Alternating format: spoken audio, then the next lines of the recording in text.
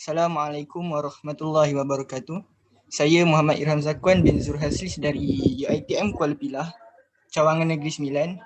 Hari ini akan membentangkan sedikit sebanyak tentang program sulam kami untuk subjek Mikrobiologi Gunaan MIC 344. Baiklah,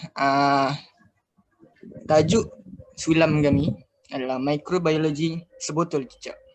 Okay. Kita proceed ke bawah. Sebelum kita mulakan apa-apa program kita akan mulakan dengan sebuah doa. Okay. Bismillahirrahmanirrahim. Alhamdulillahirabbil alamin wassalatu wassalamu ala asyrofil anbiya'i wal mursalin wa ala alihi wa sahbihi ajma'in. Allahumma iftah alaina hikmataka wa anshur alaina min khazaini rahmatika ya arhamar rahimin. Rabbana shrah lana sudurana wa yassir lana umurana wa hlul 'uqdatam min alsinatina yafqahu qawlana. Baik, agenda utama kita pada malam ini yang pertama adalah pengenalan untuk UiTM ataupun dikenali sebagai UiTM di hatiku. Seterusnya inovasi kicap cube. Seterusnya sejarah dan pengenalan kicap. Seterusnya jenis-jenis kicap dan yang terakhir sekali proses pembuatan kicap cube. Yalah, saya akan mulakan untuk UiTM di hatiku. Semua boleh nampak kan? Nampak kan clear? Okey. UiTM di hatiku usaha takwa mulia.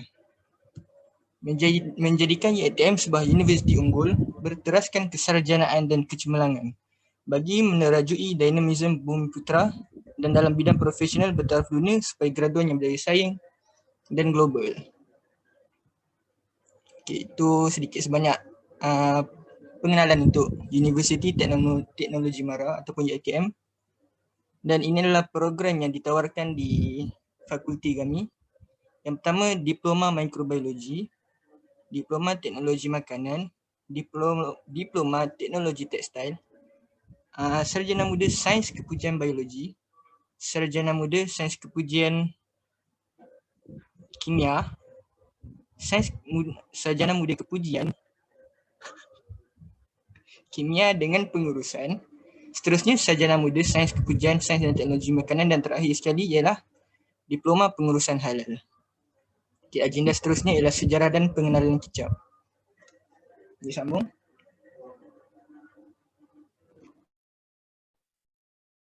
Assalamualaikum warahmatullahi wabarakatuh. Nama saya Muhammad Ikram bin Idris, pelajar AAS 114 Microbiology. Bersama dengan saya hari ini saya akan share informasi tentang sejarah dan pengenalan kicap pada anda semua.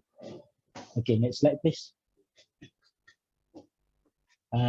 Untuk first of all lah, yang bukan saja popular di Malaysia, macam kat Malaysia ni kita tengok semua, kita dah kenal dah kicap ni macam ni semua kan.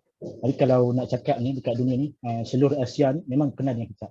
Kicap ni dijadikan bahan perapan, tumisan atau diperah dengan limau. Kalau kita macam nak makan buah apa, kicap ni dijadikan bahan perapan yang macam saya cakap tadi, tumisan, dan juga digunakan untuk masakan-masakan panas.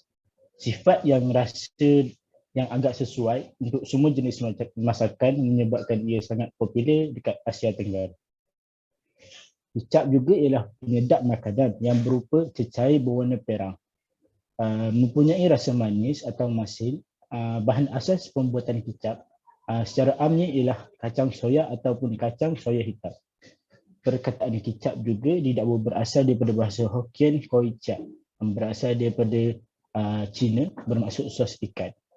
Okey, seterusnya kicap ataupun soy sauce ni telah dicipta 2200 tahun yang lepas sewaktu zaman dinasti Han di China dan telah diperluas sehingga ke kawasan timur dan tenggara Asia. Pada waktu itu juga kicap digunakan sebagai penambah perisa makanan dan juga bahan masakan. Okey, informasi yang saya tak ada dekat slide ni saya akan cerita kat korang juga. Pada zaman dulu garam ni agak mahal harganya. Jadi orang-orang lain dia macam nak guna untuk bahan masakan tapi tak mahal macam garam. Kita jadinya terciptalah kicap. Okay, kicap juga dikatakan tiba di Jepun melalui kedatangan Sami-Sami Buddha ke negara tersebut. Alright, apabila cakap pasal Jepun pula, kalau kita cerita pasal China, dia punya bahan-bahan ni dia akan guna soya semua. Dia punya bahan dia akan pakai kacang soya je 100%. Tapi kalau kat Jepun dia akan pakai 50% untuk kacang soya dan 50% lagi tak silap saya gandum. Sebab ni macam sebab itulah ada dia punya rasa-rasa dan punya masin atau pemanis berbeza di setiap negara. Okey, cakap pasal kicap, saya akan terangkan juga negara pengeluar kicap terbesar yang mana yang kita cakap tadi, kicap ni berasal daripada China. Daripada 2,200 tahun yang lepas dia orang dah start buat kicap. China ialah negara pengeluar kicap terkemuka di dunia dengan pengeluaran tahunan kira-kira 5 juta tan kicap. Lebih separuh daripada jumlah pengeluaran dunia sebanyak 8 juta tan. Okay.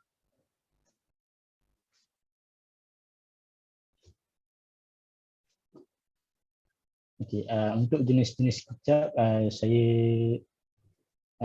berikan kepada Encik yang Hamzah Asraf. Okey, terima kasih. Terima kasih Ikram. Dan nama saya Muhammad Hamzah bin Asraf. Saya akan menerangkan tentang jenis-jenis kicap. Terdapat 5 jenis kicap yang utama lah. Yang pertama, koi kuchi, iaitu kicap perang. Yang kedua, usu pici ataupun perang cair, kicap perang cair. Yang ketiga, tamari ataupun tanari, iaitu kicap perang gelap. Yang keempat, saishikomi ataupun kicap perang gelap. Dan yang kelima ialah kicap kuning, iaitu shiro. Ini adalah 5 jenis kicap yang utamalah yang wujud dekat dunia ni. Lepas tu, apa perbezaan jenis kicap ni? Kalau nak ikutkan dekat negara lain kan. Kalau macam dekat Jepun ni, kicap dia orang menggunakan 50% lah. Dia menggunakan 50% soya dengan 50% gandum. Bila dia guna tu, dia akan mengeluarkan kicap yang lebih manis sebab kanji daripada gandum tu. Kalau daripada Indonesia pula, dia punya kicap ni dia lebih aromatik dia sebab dia guna gula aren. Gula aren ni kalau dekat Indonesia orang panggil gula semut-semut. Kalau dekat Malaysia pula kita kenali gula ni sebagai gula Melaka lah, gula merah. Okey. Bila dia menggunakan penambahan gula merah yang banyak, gula aren yang banyak, dia akan membuatkan kicap tu lebih manis, lebih gelap, lebih konsisten, dia lebih likat. Macam itulah. Okey, kalau macam dekat Malaysia ni kita cuba gunakan kacang soya. Kita menggunakan kacang soya hitam yang direbus selama 12 jam dan dia akan disimpan selama beberapa minggu lah, dan tu akan diterangkan di bahagian proses. Okey, terima kasih. Seterusnya.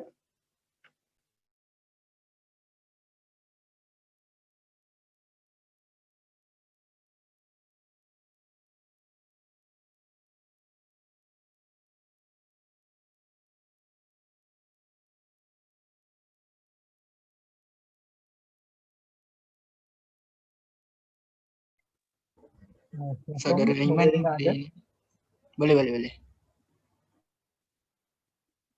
Okey, sekejap ya.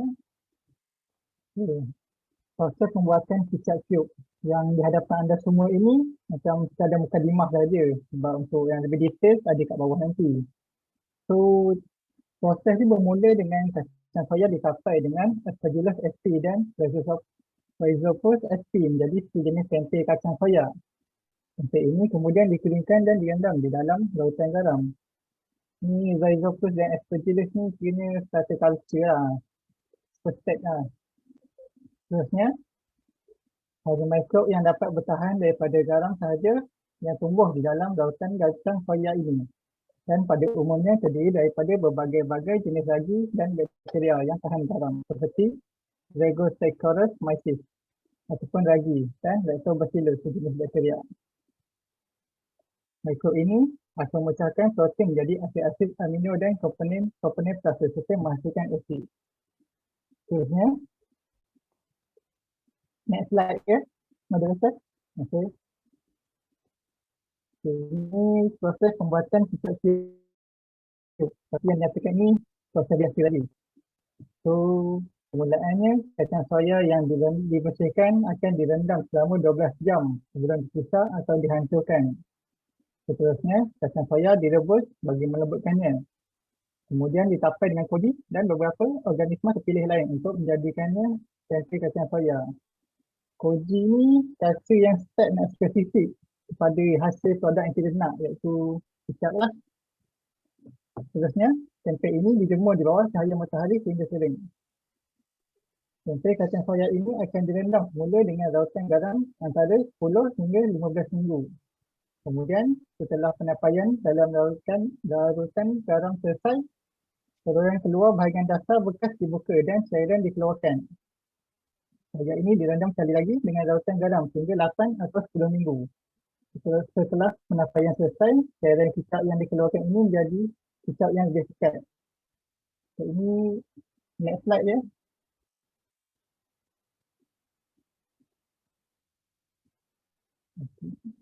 Ini spesifik pada kami iaitu proses pembuatan kicap siup. Proses pembekuan dan pengeringan. Langkah pertama, 300 ml kicap dituang ke dalam bekas dan dibekukan semalaman pada suhu negatif 20 darjah Celsius. Kicap ini dipindahkan ke bahagian pengeringan beku pada suhu negatif 40 darjah Celsius di dalam ruang pemeluapan, vacuum dan tekanan tertentu selama 72 jam. Kepingan yang terhasil akan dipecahkan mengikut saiz yang dikehendaki. Setelah itu, produk ini disimpan dan dipackage untuk diedarkan.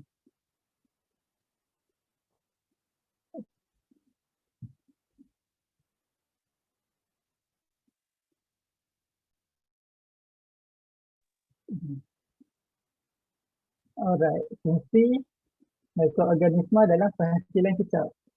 Asuhan Aspergillus. Okey. Seterusnya saya boleh cakap dah? Saya dah boleh bentang? Boleh Encik Ben. Okey, boleh Okay.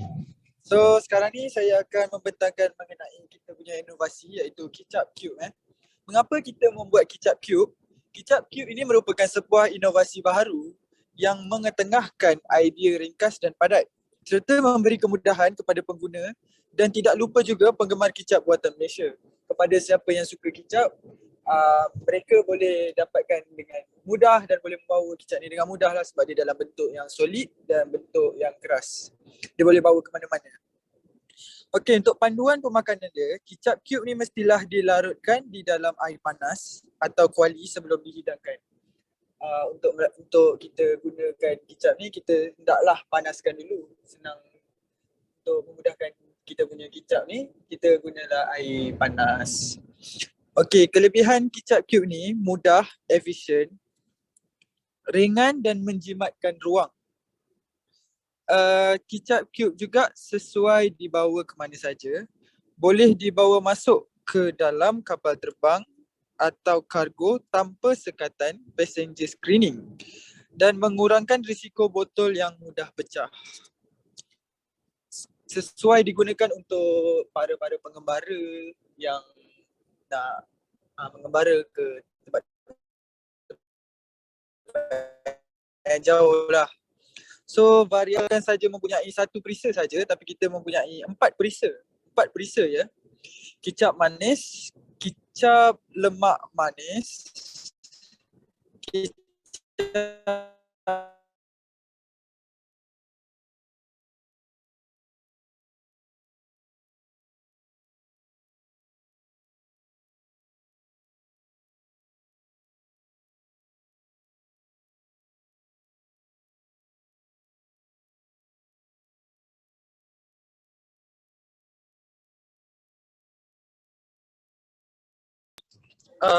maaf dekat mana tadi sorry line masalah sikit. Dengar tak sekarang? Dengar. Dengar. Fungsi mikroorganisma dalam penghasilan kicap ni adalah acuan Aspergillus sp pada soya dan gandum memecahkan protein bijirin kepada asid amino bebas dan serpihan protein dan kanji kepada gula ringkas. tindak balas amino glycosidik ini memberikan warna coklat gelap kepada kicap. So basically protein ni akan tukar kepada asid amino dan juga kanji iaitu karbohidrat dia akan tukar kepada gula ringkas. Okey. So itu saja. Selesai sudah pembentangan kami semua. Jadi minta tolong duduk je untuk beberapa saat kita nak ambil gambar. Sebelum tu Ikram ada nak cakap apa ke? Silakan. Terima kasih atas nama Encik Raham kerana memberikan saya ruang untuk bercakap sedikit lagi sebanyak tentang kita punya kicap cube ini. Alright, untuk kita panggil nak backup balik kita punya kawan tadi yang lain dia kurang, saya akan beritahu sikit lagi tentang kicap cube punya kelebihan. Alright, seperti yang dicakap tadi, kicap cube yang kita buat ni dia akan kurangkan risiko untuk kicap yang lama ni yang botol kaca pecah. Alright, lepas tu kita boleh bawa ke mana-mana saja, dan satu lagi ialah macam kicap yang kita nak pakai kan. Kalau kita nak makan contohnya ayam masak kicap ataupun apa-apa je, kita nak makan untuk satu makanan je, macam satu hari je je kita nak makan kan. Kita tak perlu nak beli sebotol kicap yang banyak-banyak tu. Kita beli je kicap cube ni untuk makan dengan nasi kita tu. Okey, habis tu tak nak dah makan kicap. Maksudnya kalau kita beli kicap cube ni, kita makan sekali je. Macam contoh kita nak makan sekali lah. Kalau kita nak makan banyak-banyak, kita beli banyak-banyak. Kalau contoh kicap yang lama ni, yang tradisional punya memang dibungkus dalam botol kaca, kita terpaksa lah beli semua untuk makan satu hari tu je. Lepas bila kita rasa lapar balik, baru boleh makan. Dia sebut pasal kicap ni kalau kita dah beli dan nak simpan dekat peti ais, terus kita biar je lama-lama, dia bila dah buka tu dia akan macam apple lah. Bila kita dah buka dia punya kulit dia jadi warna oren kalau lama-lama dia teroksida. Jadi rasa dia dah tak apa sedap. Okey, jadi proses untuk pembuatan kicap cube ni kita dah menitik beratkan semualah. Alright, terima kasih.